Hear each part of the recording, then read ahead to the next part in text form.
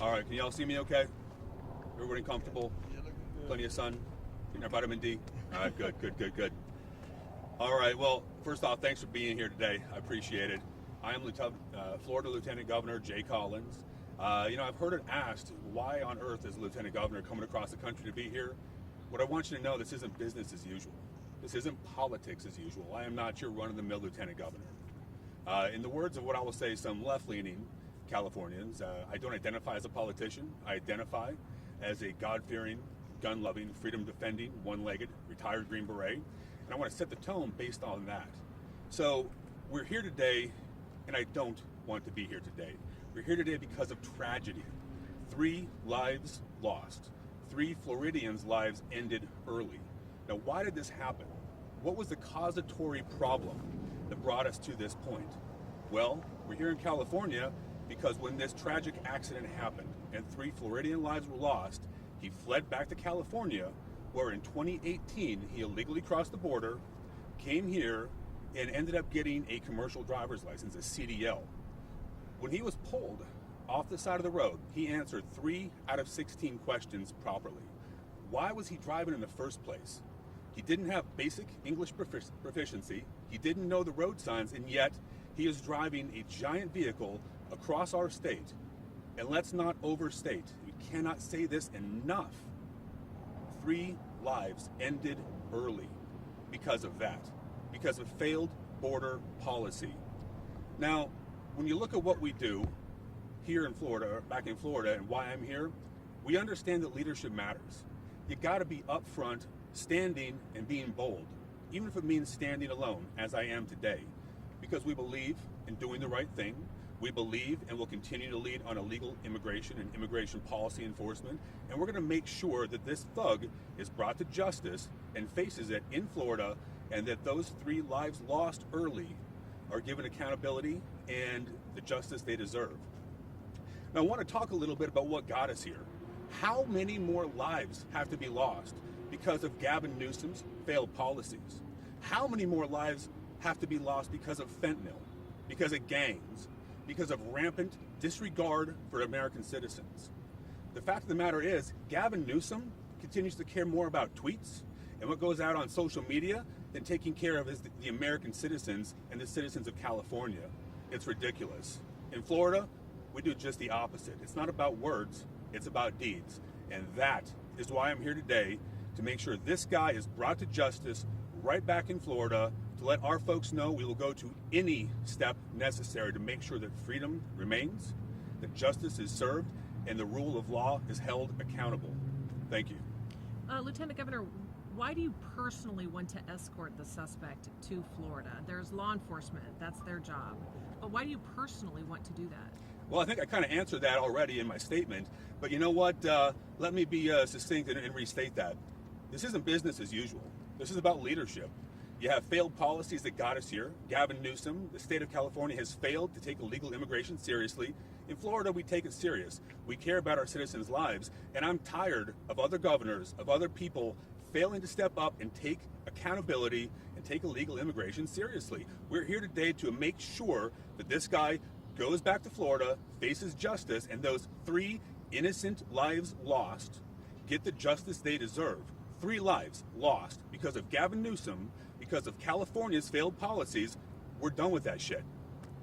And to clarify, when the Florida law enforcement pulled him over, he could only answer 3 of the 14 3 out of questions? 16. 3 out of 16.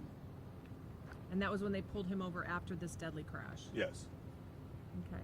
What do you do in Florida then, like to prevent something like this from happening? What are your Florida laws that California may look at? So I'll tell you, we have led the way. President Trump has been incredibly clear on this. The American people gave him a mandate. That mandate was to take illegal immigration seriously. Now, I want you to know this isn't a Republican issue. It's not a Democratic issue. It's not an independent issue. It's an American issue. We all take this seriously because of fentanyl, because of gangs, because of the taxpayer dollars being spent out of pocket to take care of people that frankly don't belong here. The initial crime is illegally crossing our border.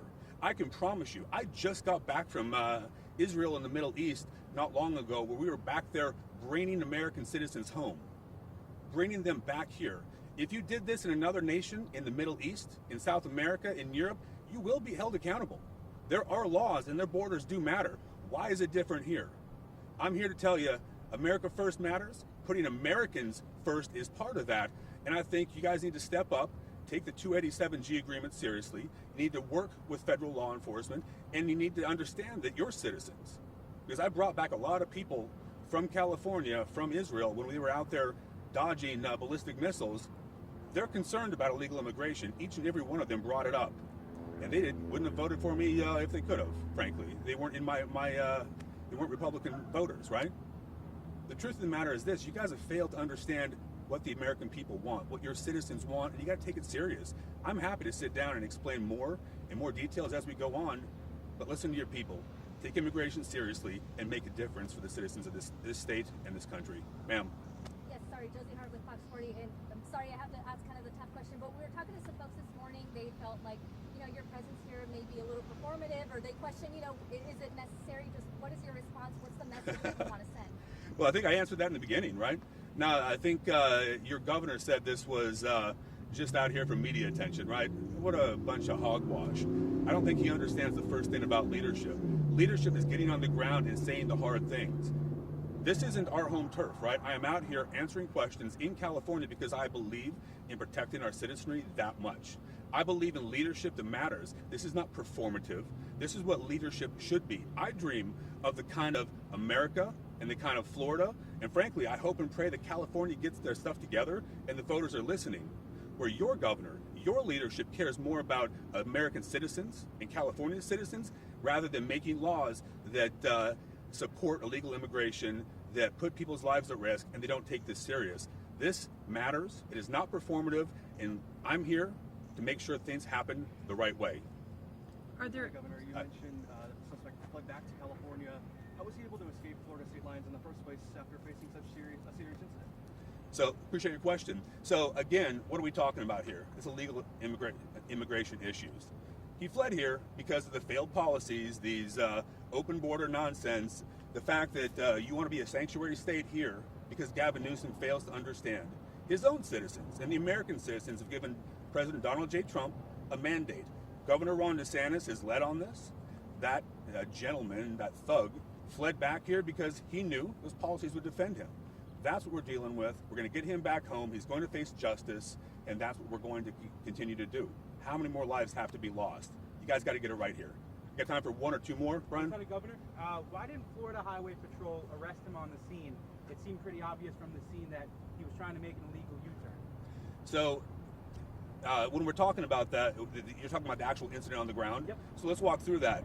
He was driving his vehicle. Again, he never should have been behind the wheel, right? Why did he get a license? If he couldn't speak English, he didn't know road signs, you're focused on something that's nonsense when he shouldn't have got a license in California to freaking begin with. It's wrong. It's unacceptable. He was there. 3 lives were lost because he got a license when he shouldn't have. Those people died, and then he fled back to California. Ultimately, we're going to make sure that justice is served. We're going to make sure that he is brought and put in front of the legal system, and that those lives get the justice they deserve. One more question, and we got to get moving. Was he on a work visa? And how does I can't hear you. Was he on a work visa, and how does that apply between state to state, and how does that work with his license? So, his legal status, I know there's been a lot of discussion on this. I think we have to continue to talk about the fact that in 2018, he illegally crossed into California. He played the sanctuary game. He stepped into California's failed, lax policies that have been here for years. And Gavin Newsom has continued to fail, continued to step into those. This state has led to how many lives being lost across our country? How many more people have to die from fentanyl, from gang activity, from illegal immigration problems before you guys take it serious, before Gavin Newsom takes it serious? In Florida, we do just the opposite. We take it serious. Now, guys, I do apologize. We're going to have to go. I know we're on a timeline. We don't want to miss those hacks. But I do want to thank each of you for being here today. It's incredibly important. Thank you for taking the time to listen to us and have some conversation.